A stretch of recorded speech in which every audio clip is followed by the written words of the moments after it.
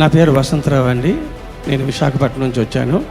2017లో నాకు చాలా health problem వచ్చి చాలా బాగోలేదండి. హాస్పిటల్కి గట్రా తిరిగితే ఎక్కడ కూడా నయం అవ్వలేదు. ఏంటంటే ఎవరో ఏదో బాగోకుండా చేశారు, ఈయన చనిపోతారని చెప్పారు.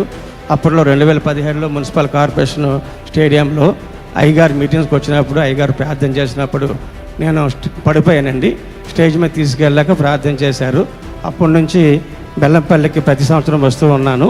అలాగే ప్రేయరాలు రాసుకుంటుంటాను, అర్ధరాత్రి ప్రార్థన చేస్తున్నాను. దేవుడి మహాకృపను బట్టి అప్పటి నుంచి ఇప్పటివరకు అప్పుడే చనిపోతాం అనుకుని నన్ను ఇంతవరకు దేవుడు బ్రతికిస్తూ ఆరోగ్యంతో ఉంచాడు. దేవుడి నామానికి ఈ పరిచర్యకు వందనాలు చెల్లిస్తున్నాం.